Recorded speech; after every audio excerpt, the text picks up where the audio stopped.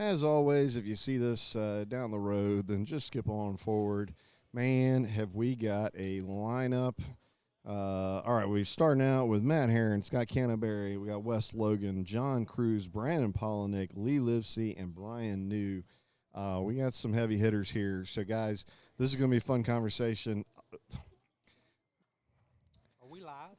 Yeah, oh, yeah. Yeah, we're live. Hey, say hey to John Cox. Not that John Cox, the other John Cox. All right, guys. I'm gonna throw the graphic up here, and we'll be with you here in just about 5-10 minutes. So thanks for all of you guys that have come down here. It's been a lot of fun. If you couldn't hang around, hopefully you're getting something out of these panels. That's what they're for. So, all right, we'll be with you in just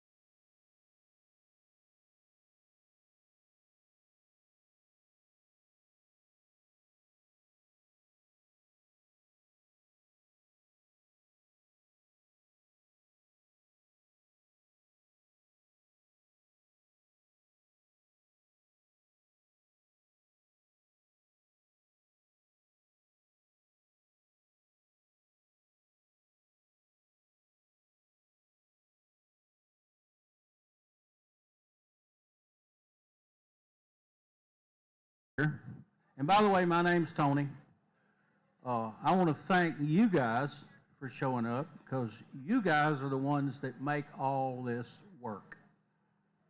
Can you imagine all us sitting up here on, or them, not me. I wouldn't know which end of a fishing rod to grab if it didn't have a handle on it. But I just wanted to take the opportunity to thank all of you for showing up, because like I said, it wouldn't be much without you. And I also want to tell you a little quick story about the history and why we're called Buck's Island. My dad's nickname was Buck. You wouldn't even know want to know his real name. And no wonder everybody called him Buck. But his last name was Lumpkin, and he quit school in the 8th grade to support his mom and 2 sisters because his dad passed away. And he worked on a farm, and when he got them stable financially, he joined the Navy for 4 years. And when he got out of the Navy, he couldn't find a job quickly that he wanted. He didn't want to work on a farm again because he knew that was way too much work. So he started this business. And that was in 1948, 75 years ago. This business has been operational for 75 years continuously, through all the recessions, if you'll think back, through the 20% interest times, and we've managed somehow to keep our doors open all that time. Fast forward, he'd moved into his 3rd location, business was booming, and I asked him one day, I said, after I got out of college, he said, come help me, business is booming. One Saturday, we delivered 12 or 15 boats that Saturday, and we went back in the back after 5 o'clock and popped a cold beer, and it was a Falstaff, and those of you who know that name will know that's how long ago it was. And I said, Dad, you quit school in the 8th grade. He said, yep. I said, you went in the Navy? He said, yep. I said, where did you learn how to run a business? I'm pretty sure the Navy didn't teach you how to run a successful business.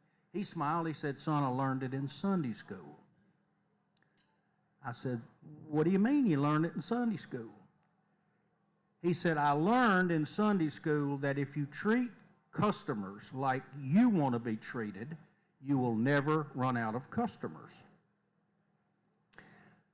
That simple philosophy, and the $21 he had in his pocket when he got out of the Navy, and a $125 bank loan from Atala National Bank, which he couldn't get without a cosigner, started this business that you see here today. And now, my wife Mary, who made all this happen, she's allergic to microphones, although you can tell I'm not. With a lot of help, a lot of folks, all of you, everybody up here, that guy Dano, all the crew, with a lot of help, we've made it happen again. Thank you. And I wanted you to know that to this day, that philosophy that my dad started this business with is what's caused all this to happen. That $21 and a $125 bank loan and that simple philosophy. So, I say all that to say this. If you're a customer of ours ever, you come for a service or you come to buy a boat or you come for any reason, if you ever feel like that we're treating you unlike we would want to be treated, speak up and say, I heard Tony say it. Thank you all for coming. Thank you.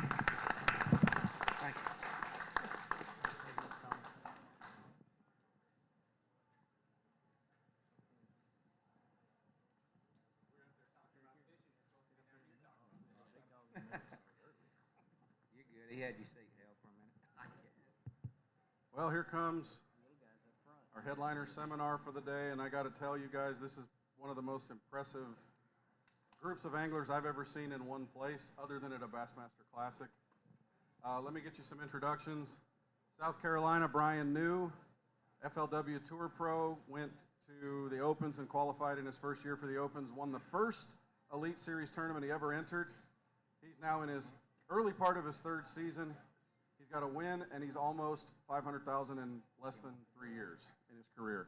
Matt Herron, local guy, Toyota Texas Bass Classic champion. He's well over $1.5 million earned in his career when you factor everything together.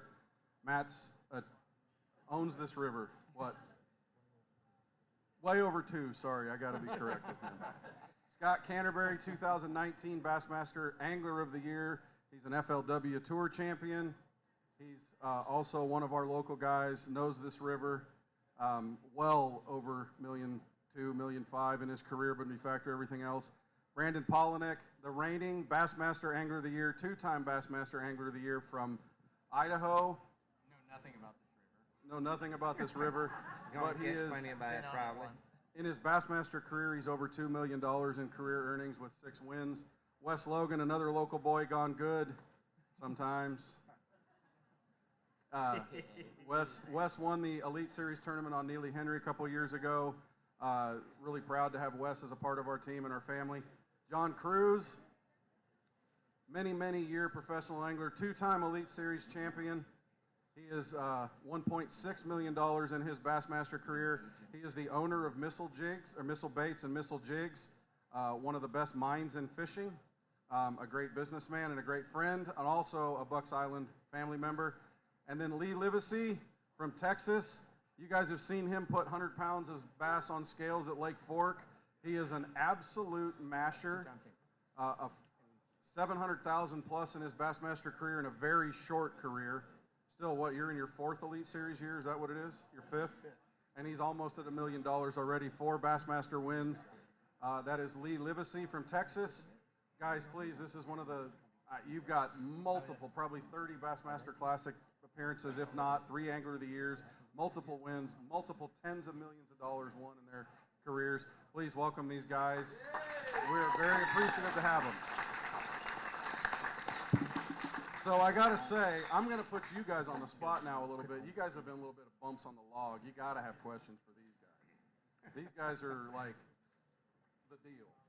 So, anybody got a question to start with? He's got it right there. Matt's not allowed to answer this question. Wes and Matt. Let's give Brian New this. We're gonna have to pass the microphones. Let's give him. Yeah, you can share. So I've been to Neely twice. The year I qualified for the elites, or I was fishing to qualify for the elites, was in 2020.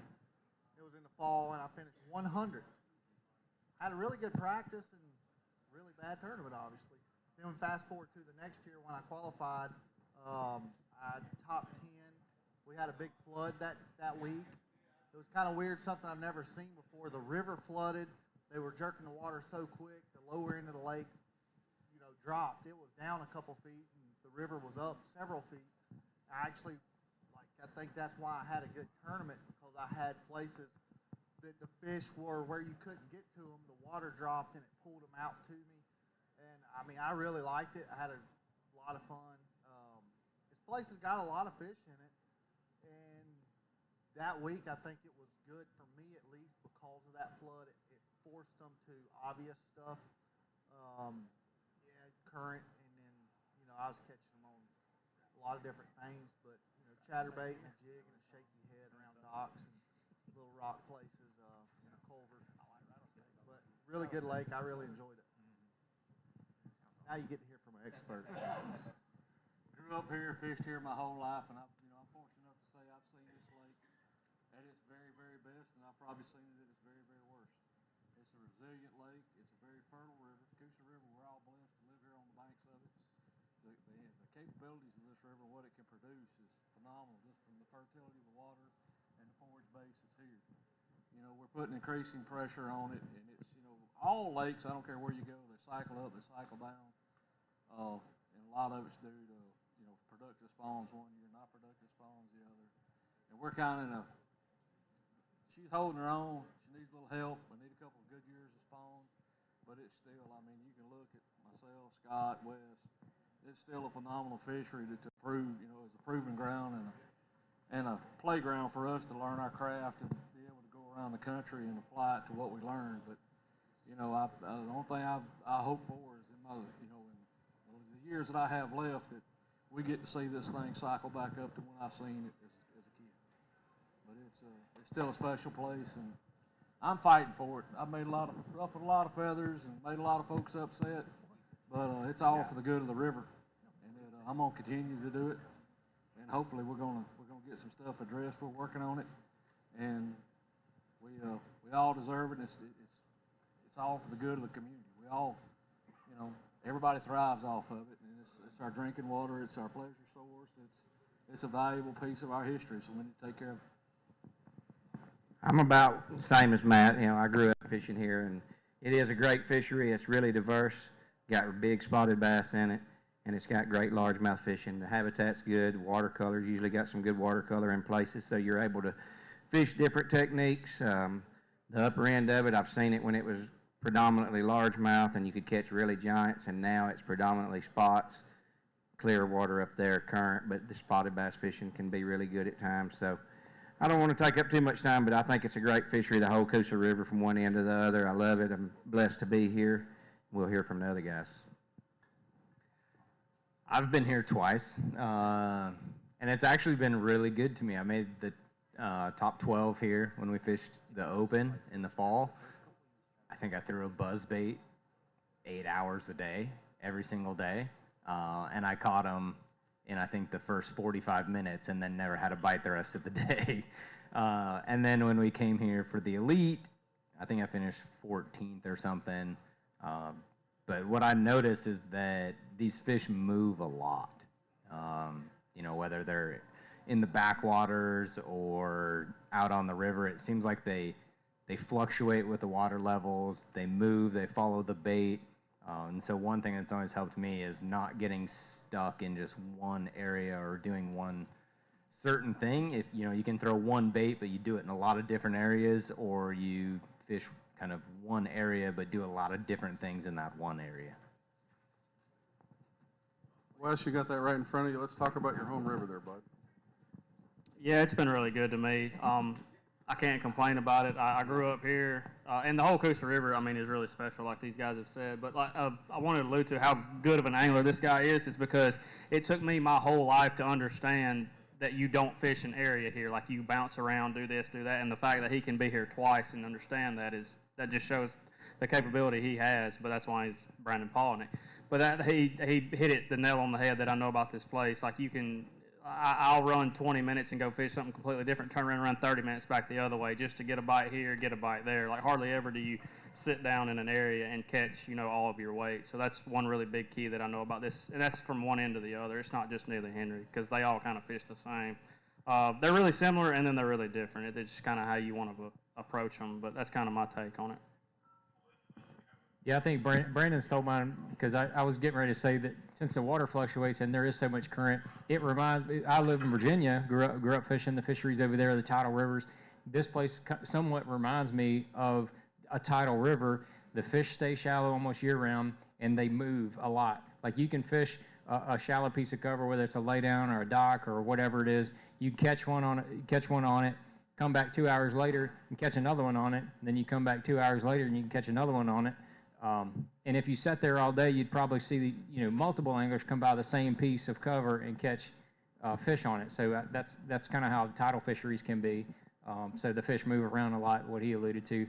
So that's the biggest takeaway for me. And what I said earlier, like, they're always shallow. That's a fun. I like fishing shallow. It's fun, and it's a cool way to fish. And it's nice to have a place in your backyard you can basically always go fish shallow.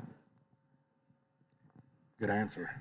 I'm not going to teach y'all anything about Neely Henry. I had one good event there and one bad one, but I actually, just to give you some advice, you can get in a bad rotation. Last time I was there, I actually finished 72nd, I think. I remember that, but I fished around West Logan. He won. Right beside Brandon Palaniuk. I saw him catch a bunch of bass. And Matt Herron was in there too. You remember that? I fished around 3 of the guys that did the best, and I finished really bad. So you can get a bad rotation, so you either got to break out of there and do something different or fish better than I did, because I felt like I did the right things just at the wrong time. So it can be tough. Good lake. Let's go to the next question. All right, I'm going to ask a question because I've got a group of the most aggressive fishermen out here right now when it comes to choosing techniques. Swim baits are a part of all of your games. You guys have endeavored to learn them. I mean, we've seen all of you throw them on tour. Lee, let's start with you. When you're going to learn to throw a swim bait, what are you trying to focus on, and what's the best thing that someone that's actually picking that up for the first time? The word or term swim bait is very, very variable, depending on the water depth you're fishing. Usually when you're throwing a swim bait, you're throwing it over a fish's head. You're wanting them to come up and eat it most of the time. Don't get me wrong, there are different times. So I'm just going to use the state of Texas because that's where I'm from. It's going to be totally different on your bodies of water, but the bigger swim baits that we throw in Texas, glide baits, big line through swim baits, first of all, you're trying to get the fish's attention, number one. You hear a lot of people talking about glide baits as being a draw bait. You want to draw their attention first, put them in a trance and get them to follow it or eat it, depending on what's going on. So first of all, size and color. I want it to be big and I want it to be bright. I know places are going to vary on that, but even if I'm in clear water, I want it to be bright. I want a fish to see it. I either want them to react to it and bite it, or react to it so I can see where they're at, depending on where it's at. And a lot of our swim baiting in Texas is real shallow this time of year. 2 foot or less, even though you're throwing a big 8 or 9 inch glide up there or a big line through.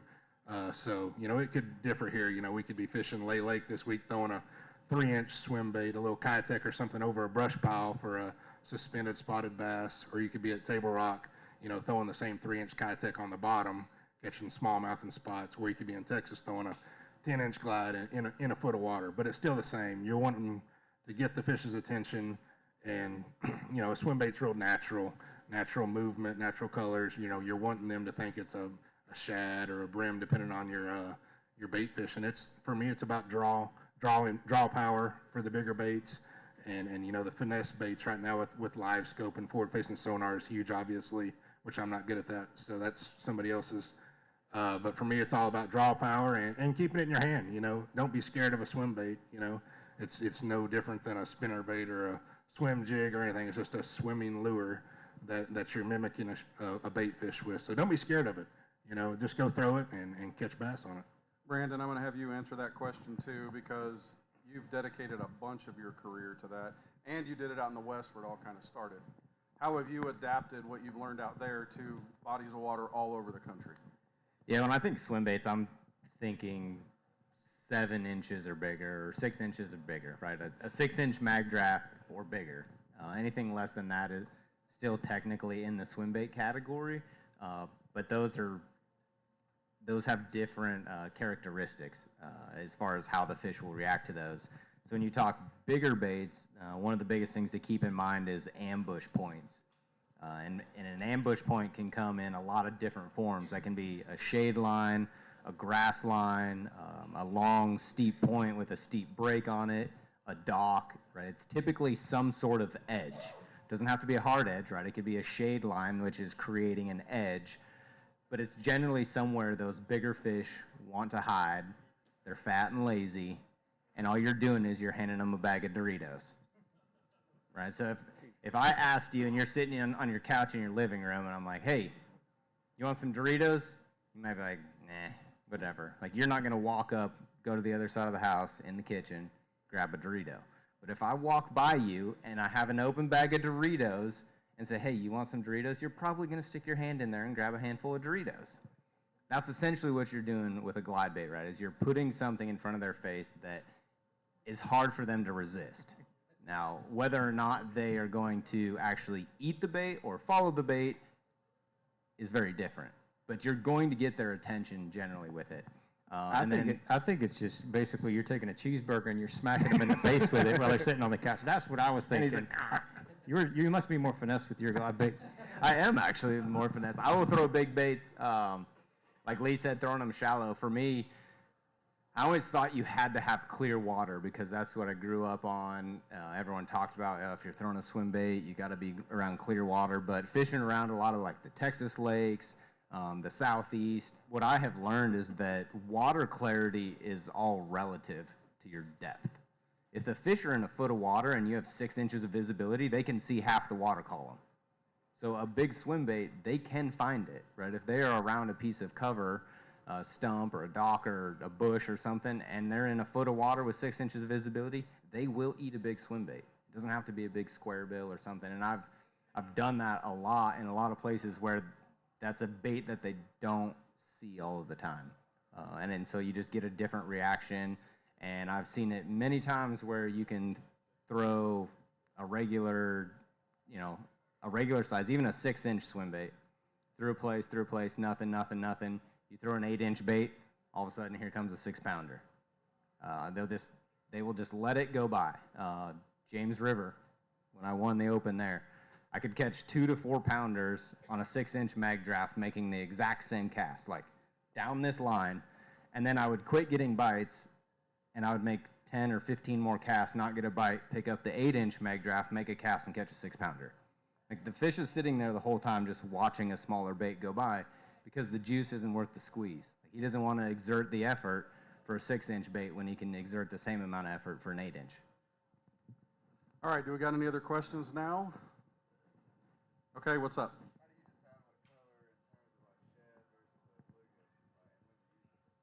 The question is, how do they determine color versus, like shad or a bluegill color? Whichever one they're eating. Thanks for the answer there, boss. For me, it's generally more watercolor based. Does time of the year factor into it? Yeah, I have a different theory on like crawfish patterns and stuff. Yeah, they eat crawfish in the spring, but red is the first color to disappear underwater. And if the water is dirty in the spring and red's the first color to disappear underwater, why would we all reach for red if we're trying to get it to stand out? So I think, huh? It's already tied on your rod. Well, the reason I think about it is the fact that when you catch a bass in the spring, they're white, they're milky, right? They're void of color. So to me, red to a bass looks like something that is natural, that hasn't gotten a lot of sunlight and looks void of color.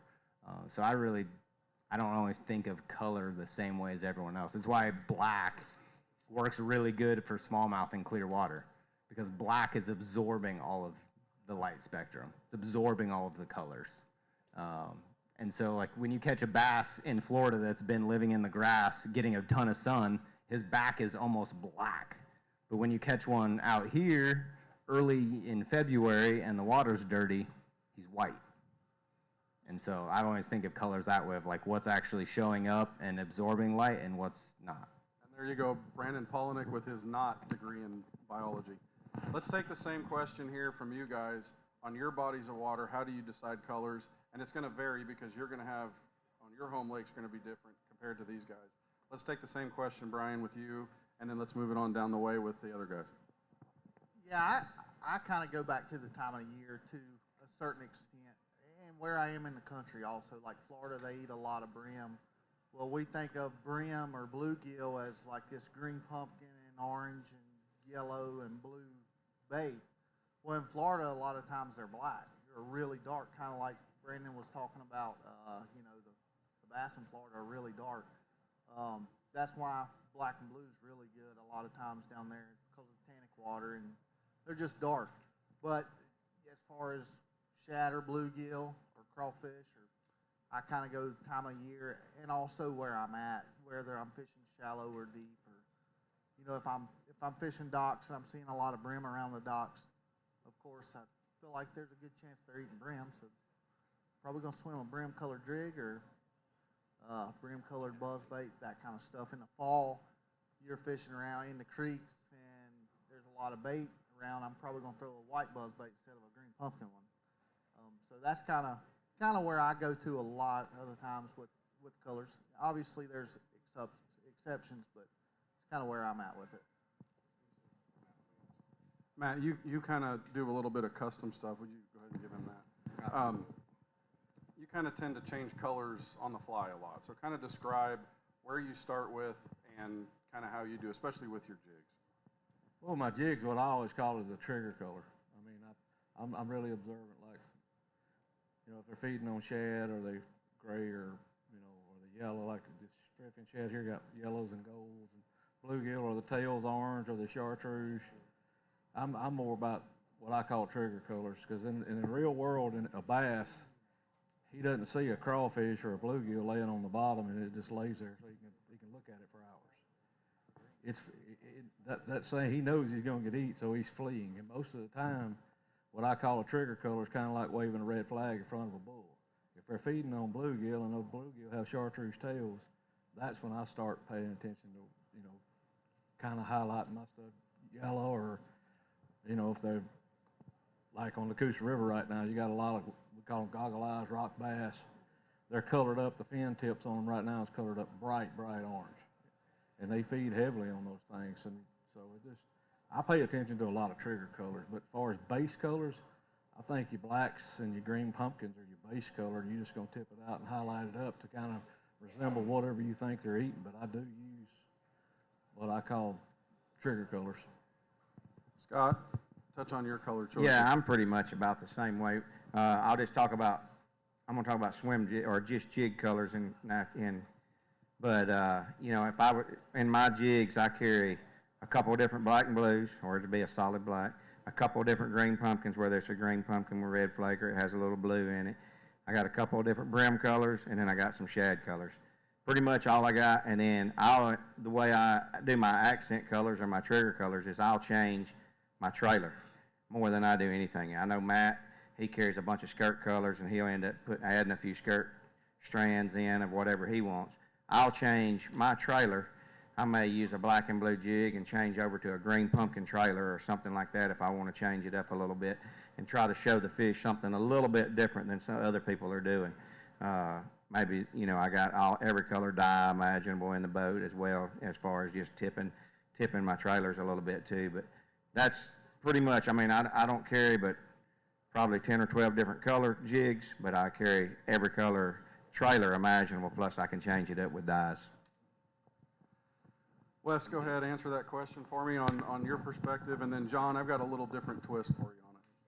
Yeah, I won't be long. I learned from these two guys, Canterbury and Matt, fishing around here, and I've kind of taken both of what they talked about, the trailer and the trigger colors on the jig, and kind of combined it. So I kind of take a little bit from both. I'll have certain trailers that I like in certain situations, technique-wise, and then I'll like certain jig colors depending on the water color. Like if it's real muddy, I'll have a black and blue and might throw a trigger chartreuse strands in there or something like that, just a little bit of flash. Because most of the time, like Matt was talking about, your bite's a reaction bite 95% of the time when you're fishing. Hardly ever does he just swim behind it for 10 feet and then decide to bite it. It's normally just, out of instinct. So anything you can kind of get them to trigger, just depending on the bait fish, they really hit it on the head. But I try and combine everything that they do, and, I've learned from those guys, and they really know what they're talking about. So John, you obviously have to cast and make your living casting, but you're also a lure manufacturer. So in factoring not only your fishing, but then in manufacturing a specific bait for missile, what's your thought process? So as an angler, to kind of build on what these guys said, but in a different way, in my opinion, the color, the choice that you make for your bait is the third option you need to be looking at. Number one is action. Action, far and away, is the number one thing that makes a bass bite a lure. And the action could be no action, like in a straight tail worm, or it could be, all these undulations and, some kind of like chunky deep kind of pocket crawl, like something just goes crazy wild. Or it could be, something with blades on it that vibrates, or a crankbait. Even within crankbaits, there's like, 100 different vibrations that, or sound waves, kind of they'll make it through the water. So you got to dial in that action. To me, that's the most important thing. Because I can take a lure that is the most beautiful lure you've ever seen in your life, like painted up exactly like a bluegill or a brim or bait fish or shad, and if it's got no action or terrible action, they're just not even going to bite it. Period. It's done. So first of all, you got to think about the action, and I think more important than color is the size of the lure. I've seen times when we were talking about it with the swim baits. Brandon was really talking a lot about it. Those bigger lures, it pulls out an instinct in some of those fish, especially the bigger ones, that will make them bite it, period. or we'll pull them out of their funk and go for it. So when you understand those are to my opinion, those are the top two factors that makes a bass bite. Then you go to your colors, and they hit the nail on the head down there because, as Wes said, they really know what they're talking about. The trigger color. There are certain trigger colors in times of the year, and I call color an accelerator. So like you might have times when if you're not throwing a bait with orange in it, you're going to be getting a third of the bites that you could be getting. Or if you're not throwing a shad colored something, you're going to be getting a third of the bites that you could be getting. Or if it's something that's not black and blue, if you're throwing green pumpkin, maybe you get twice as many with black and blue. Dude, I've seen like the stupidest things with color make a difference. But that is once you dial the action in and then the size, then the color, in my opinion, is like the next most important. Lee, what about you? Because, you're... So I've guided a many years and many days. So the main thing you as an angler that you need to worry about before color is feeding fish. That's the biggest thing, is finding fish that are willing to eat. Guiding has taught me so much. I'll literally, if I find a group of fish at Fork or wherever I'm at and they're biting every cast, my clients will be throwing a black and blue, a green pumpkin, a purple, whatever it is. It doesn't matter. If you can find a group of feeding fish, most of the time they're going to eat whatever you throw in there. So that's the biggest key as an angler, is finding fish that bite. But as anglers, there's always a but. I've won a couple $100,000 in the state of Texas on a bubblegum super fluke, on a pink fluke. Same thing around here, floating worms, pink. There's all of these little bitty butts. A couple weeks ago, we were at Lake Murray on a herring spawn, on a shad spawn, and I had these big groups of bass schooling on herring and shad, which are silver and white. And I caught 40 to 60 fish a day on a green pumpkin super twitch from NetBait, which is a fluke, throwing underneath them. Those fish were so keyed in on top, and they were so smart to top waters and stuff that looked like what they were eating, but I could throw a green pumpkin fluke in there on a Carolina rig and catch so many in it. There's always a but to the exception that man, these fish are eating shad. Well, guess what? They wouldn't eat my shad, and I had to throw something in there that looked a little different to catch them. So, like I said, feeding fish first and colors after that. Man, there's always a couple little exceptions, but besides that, I'll use anything in the box I got until they show me something else. I want you guys to notice something when you see these guys, how they interact with what they learn from each other. Brandon's been glued a couple of times on a couple of things, and what you said was brilliant. I mean, that was like scientific. Yeah, but I fished like 7 of the same schools as Lee and caught 7 bass a day, and he just told me he caught 40 to 50 a day. But see, I knew that. And guess what I was doing? Throwing silver and white topwaters. They're like kids when it comes to this stuff. Don't kid yourself. They love this just as much as you do. All right, somebody give me a question. Come on. What's up?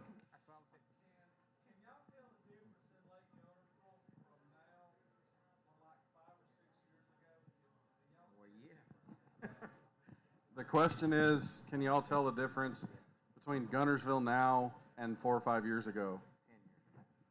Sure. All lakes, I'll go back to what I said about Neely Henry. All lakes cycle up and down. And Guntersville is very cyclical with the grass. And what's happened right now with Guntersville is there's kind of been a lot of screaming, gloom, and doom, but the eelgrass has spread the fish out. Guntersville's still as healthy as it's been in years. I'll take you back to the 80s when the TVA obliterated the grass. And it was kind of like deer hunting when they're, when you cut all the trees down.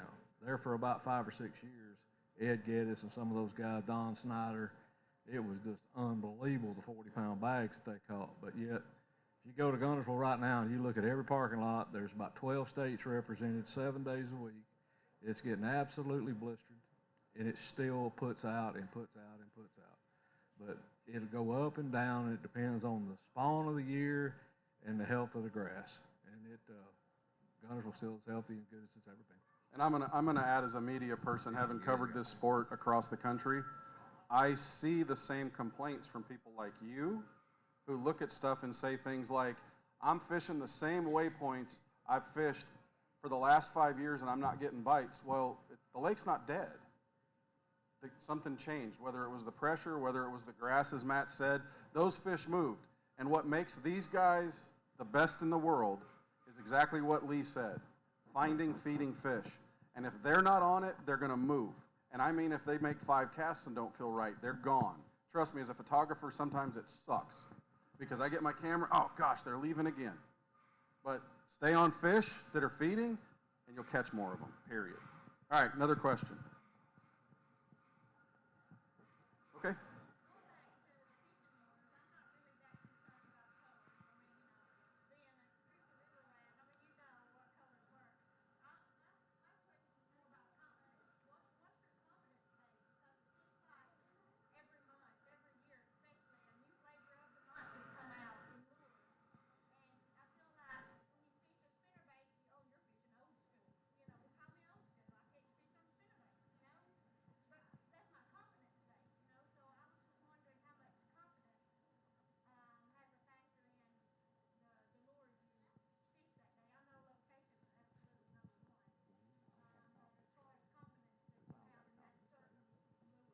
Okay, so the question is confidence lures versus new type stuff. How do you stay current but stay confident what you're doing? Brian, go ahead and start there.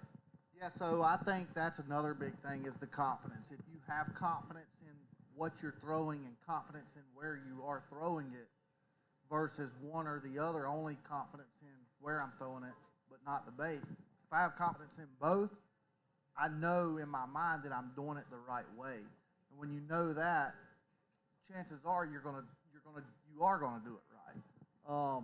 And it seems like every year there's always a new confidence bait for me. Obviously, I do a lot of other stuff, but I'm always tweaking, always trying to learn the next thing, always trying to be ahead of the curve, be ahead of all these guys, so maybe one day I can beat them again.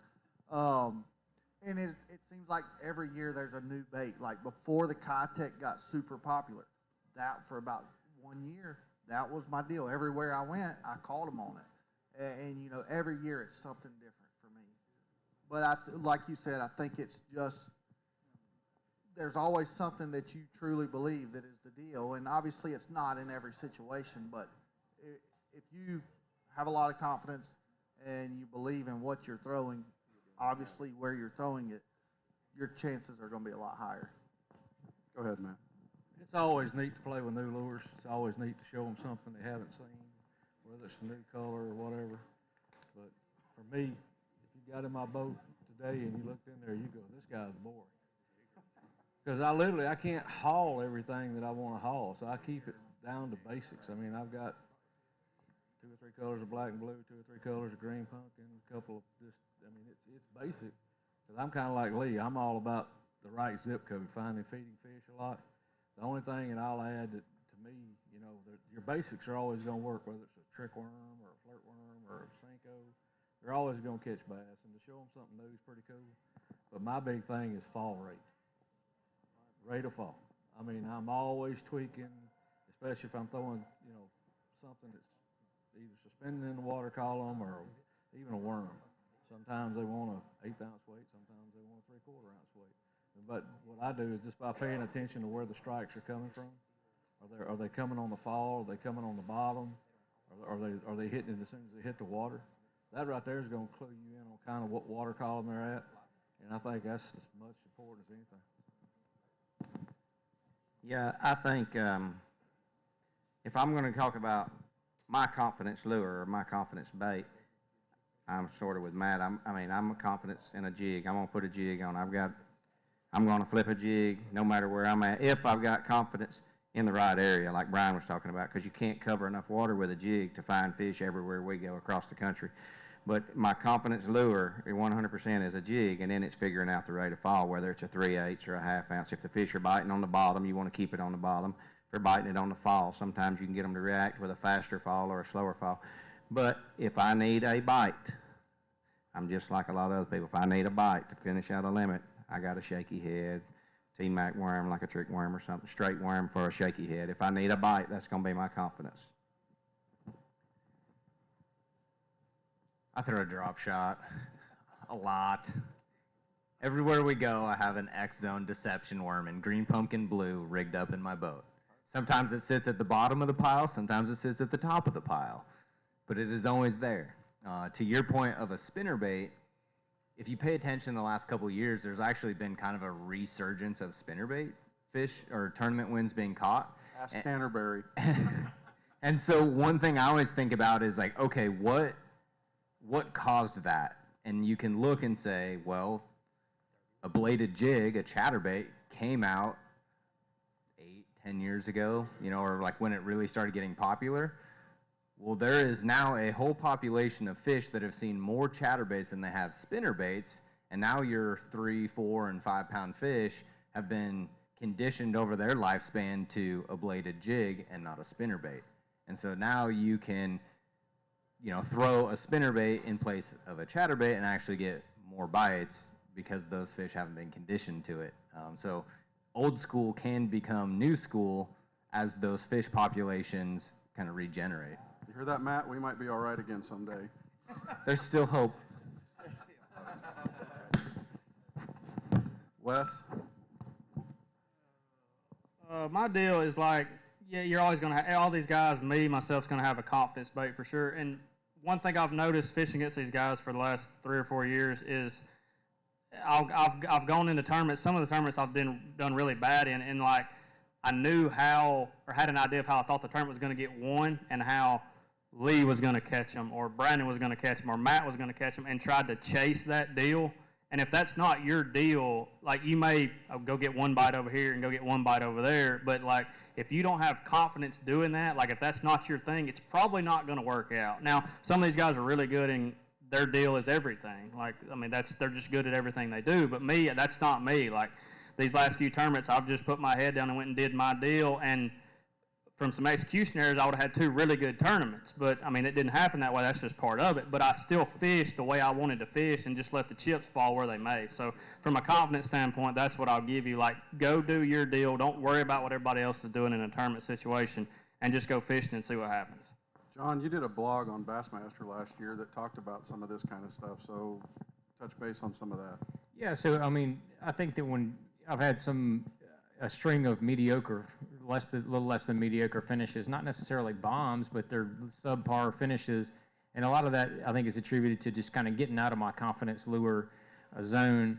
But I really, kind of thinking about it for the last 2 years, really, we came out with the Missile Baits Magic Worm, and it's like, dang on, like almost every tournament, I end up catching like half of my weighfish on that magic worm, either on a drop shot or a shaky head or a wacky rig, like one of those ways. It's a versatile worm. I think finding a versatile bait like that you can kind of adapt to different conditions. You can do that with a spinnerbait. You can fish it deep. You can fish it super shallow. You can fish it in between. As long as you have a little color in the water or some help with wind or something, you can fish it in a lot of different places. But you can take a good bait that's going to catch fish all over the place and then adapt it to the conditions, because you know that they're going to bite that bait. You just know it. Like, I know they're going to bite that magic worm. I know it. I know they are if I get it in front of them. And so I can just kind of change presentations, and that's really what it's been for me. So that's been one of my go-tos, especially the last 2 years. Confidence bait for me is something that you can cover water with and still get bit on. Whether you're catching the most you can or not, it doesn't matter. You're just finding fish, whether it's the St. Lawrence River, Lake Fork, Neely Henry, or the Kissimmee chain, and that's a chatterbait. You can cover water with it. You can fish it on top of the water. You can fish it in 25 foot of water if you want to. It catches fish all over the world, and I always have 2 or 3 of them tied on, and that's definitely my confidence bait for sure. Okay, I'm going to add a little wrinkle to this. And I did an interview with Gary Klein years ago about the drop shot. And Gary is the kind that, until he completely understands a technique, will not put it into his arsenal for tournaments. And it took Gary 2 years. How long will you guys spend mastering a technique before you put it into competition? One cast? I'll go buy a new bait right now and tie it on and throw it the first cast during the tournament. Yeah, I mean, that's like, you can look at a bait a lot of times and understand what it's going to do and the situation it's going to work. So I don't need to learn everything it'll do. I'm constantly playing with new baits, new techniques, and whatever. So I'm more about like a drop shot or the fish, where are they located? Are they suspended up a little bit off the bottom in the right, are they set up right? So I'll just use whatever technique for whatever the fish are doing. So I'm really not married to anything. So it don't matter. If he'll bite it, I'll throw it. I'm the same way. If he'll bite it, he'll bend my rod, I'll throw it. It doesn't matter if it's 6-pound test with a drop shot or 25 with a 3/4 jig on there. If my rod's bent, I'm pretty happy. And if it don't even matter if it's a new bait. If I think they'll bite it, I'm gonna throw it that day. That day. I would say for the most part, we're all gonna, if we believe something will work, we spend enough hours being able to look at something and say, yeah, that fits this situation that we're applying it to, then we have no problem tying it on and having confidence in it. I think where I stay away from that is if I'm flipping a bunch, I'm probably not gonna try out a new flipping hook or a different knot on tournament day, right? I'm gonna stick with what I know. Even if someone says, hey, this flipping hook is the deal, I'm probably not gonna just tie that on. Like, I may still flip, but I'm gonna flip the hook that I know that I've thrown forever. But I mean, like, that's something to think about. Like, I'll throw a technique and do something like that, but there's certain little things that you don't want to just go out there on tournament day. Like, technique-wise, yeah, we'll go try anything until we rule it out, pretty much.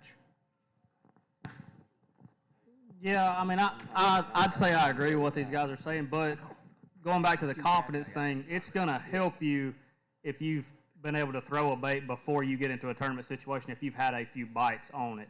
Not saying to be scared to pick something up or tie something on brand new, but going back to the confidence thing, if you've thrown it before, even a couple of casts, and, had one bite on it, you're like, well, at least I know how to work it or how the fish was set up when it wanted to react to this bait that way, so that will help in a confidence standpoint for sure.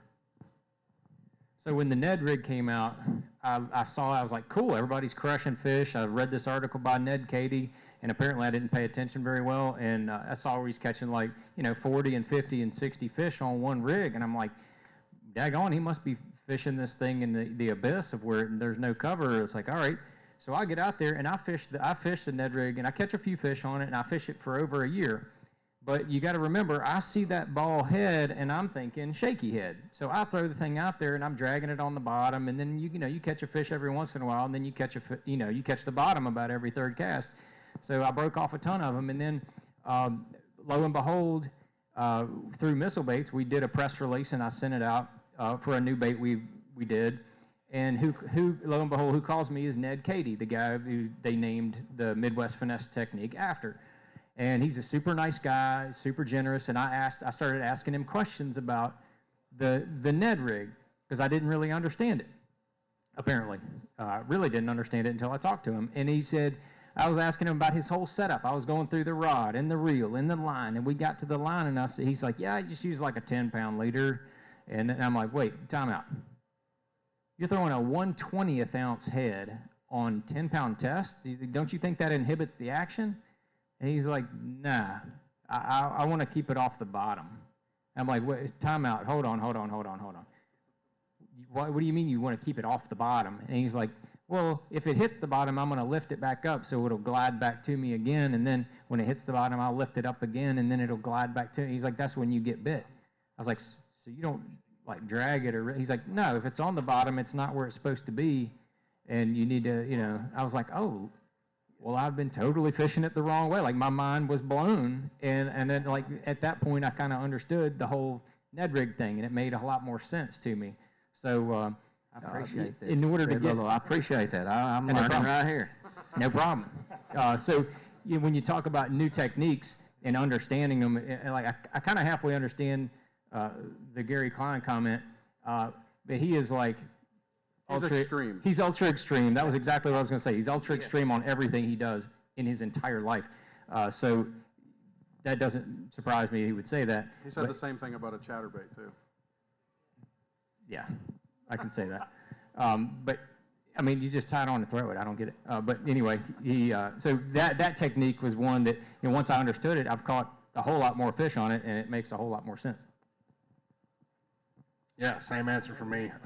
We're not scared to use anything that we know about new, but at the same time, when I see our Japanese anglers throwing a cube crab sugar cube on 4-pound test at Lake Murray, With some rubber bands tied to am it. I gonna go borrow one and try that the next day? No, I'm not, because I stay in my own lane and I'll stay up there and throw a Carolina rig on 20-pound test on the bank. So you got to be smart with it, but not scared. Sugar cubes. Sugar cubes with rubber Very bands on nice. it. All right, we have like time for one more question. I know you don't want me to be the last one to ask it. There you go, sir.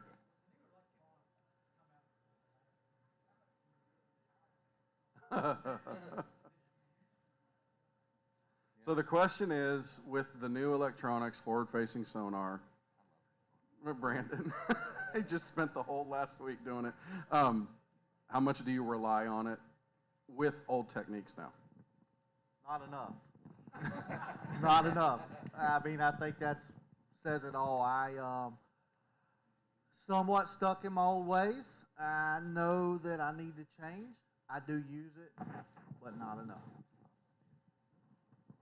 Not enough. Still the guy, a lot of times when I fish in shallow, I turned everything off. I spent my whole life trying to be quiet. And it's just hard for me, even 2D sonar. No, I mean, if I go out deep, I use it. I mean, I love it. I mean,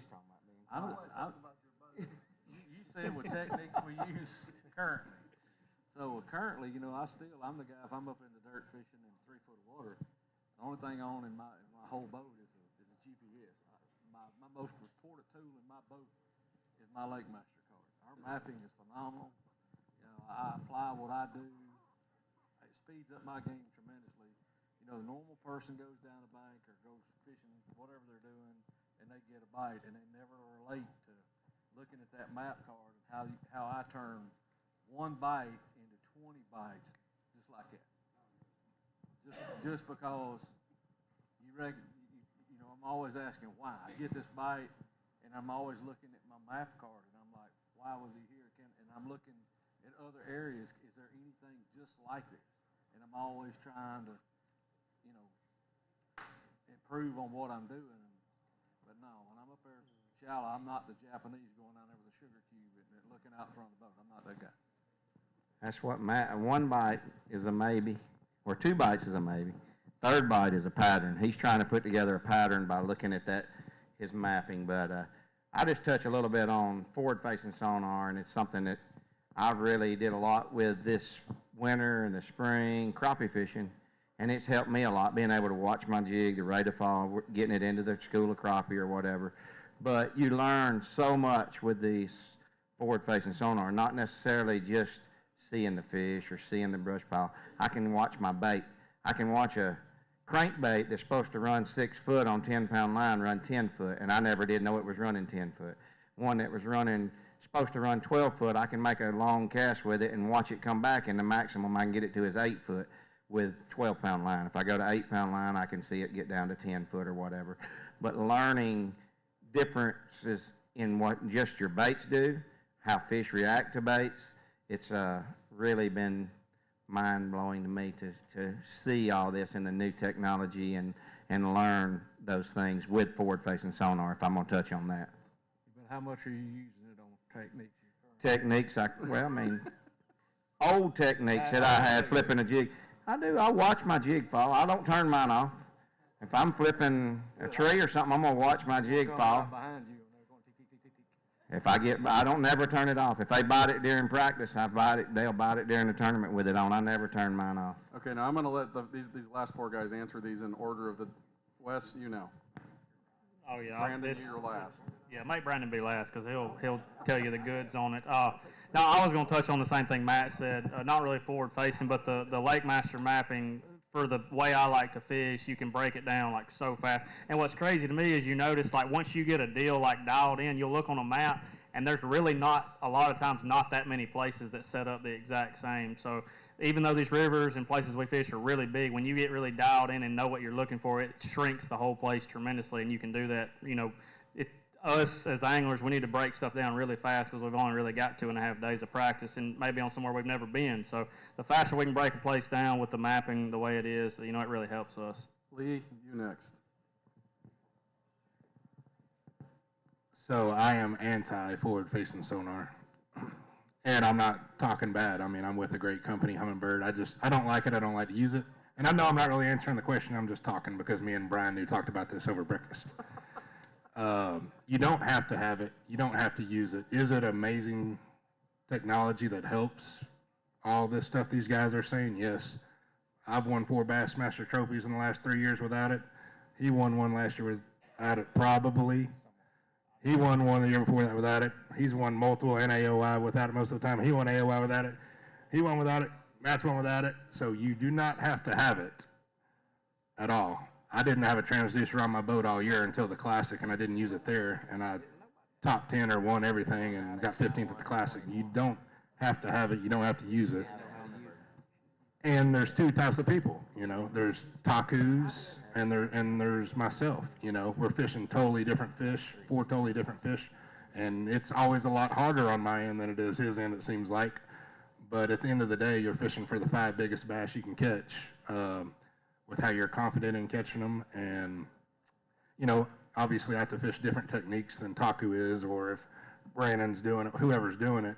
And it's just a confidence thing. You know, I still think John Cox is leading the Major League Fishing Tournament right now on, where they at? Lake of the Ozarks, without it. I don't even know if he's got a transducer on his boat. He doesn't even have an Ultrex. Yeah, so, I mean, proof's in the pudding. A lot of our guys do really, really, really good without it, and then a lot of guys do really, really good with it. It's just whatever floats your boat, in my opinion, and I'm not big on it. All right, John, you're next. Yeah, so I think Lee kind of touched on it, and I was just going to add on to what he said. He said there's 2 types of people. I think there's 3 types of people. We talk about forward-facing sonar. For me, being a versatile angler, I was like, you know, I got to figure this out. So over the winter, I've kind of figured out when I go fishing, there's like 3 different modes that my brain is in. Is the forward-facing not a factor? Essentially turn it off. Is it going to be used to help me find the cover and then throw at it like a normal, conventional, old school like way? Or would it be you're just relying on it? So it's one of 3. So to me, it's like when I'm going fishing and I'm fishing in an area, how am I using that? It's one of 3 ways. Either I'm turning it off, either in my brain or physically, or I'm going to use it to help me find the cover and then throw kind of old school, or I'm just going to completely rely on it and then find the piece of cover and then see how the fish reacts, and then, or you find the fish and then you throw at them and see how they react. So you're essentially only using the forward facing. So that's kind of where I'm at with it. Brandon, go ahead and. I think they're all fun amplifiers. The reason I say that is that they will not go find the fish for you. I've seen a lot of people spend a lot of money on electronics that have no clue how to go catch a bass, and they still don't go catch a bass. And then you have guys like, we always revert back to John Cox, but he's one of the most fishy dudes there is. He's going to have at most 6 rods on his deck, and that's very cluttered if he has 6 rods on his deck. But he understands bass. He understands bass. He knows how to use mapping, right? We use Lake Master charts, and I'm going to use all of that technology to the fullest. If it's Lake Master charts, I'm going to use the shaded relief. I'm going to use the aerial imagery, because that's going to make me more efficient. And as a tournament angler in a competition, I have 8 hours a day to figure out how to catch the most bass possible. So I use all of the technology I can to make me that much more efficient. I would say Mega 360 is one of my most used tools, because it shows me a lot of things that I wouldn't see otherwise, right? I may be fishing, flipping down the bank, and then all of a sudden I see a laydown that's in 4 or 5 foot of water, and I make a cast to it and catch a 7-pounder. And so it's, the biggest thing is that you can use them in just about every technique, but if you don't understand how the bass move through their seasonal movements, or why a fish is actually where he is, it's really, all of it is pointless, because you're not going to be able to continually stay on those fish and continually find them. I will use them in certain situations. Last week I used it a ton. Could I have caught fish without it? Of course, but it made me much more efficient in the way that I was able to do it. And for me, it was fun because it was like I was sight fishing the whole time. Like I watched them eat a jerkbait. I love sight fishing, like with my eyeballs, bed fishing. It was like I was doing that just off the bank.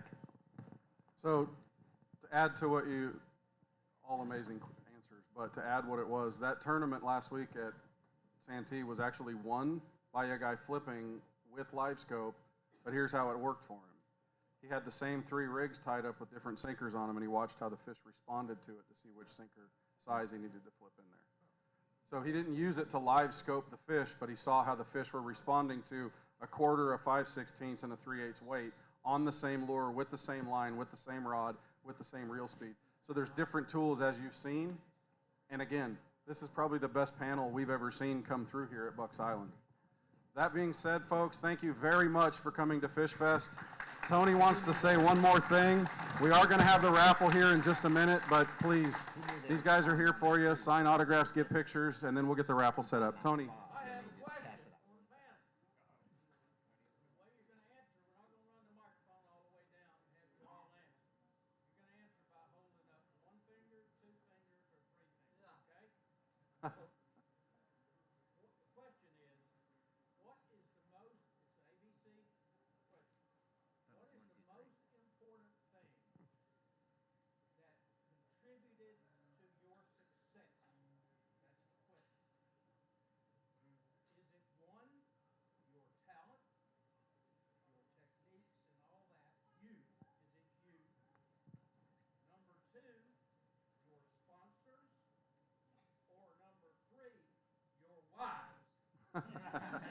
They're all going to say 3. They're all going to say 3. If they're smart, they're all going to say 3. Turn the camera on. Or is 3 the most difficult part of your career? Just kidding. Folks, thank you very much. Guys, I appreciate it very much. Thank you. All right, thank you. Appreciate it. Thanks for coming to Fish Fest. We'll have the raffle here ready in a minute. Let's get the whole team together and do this.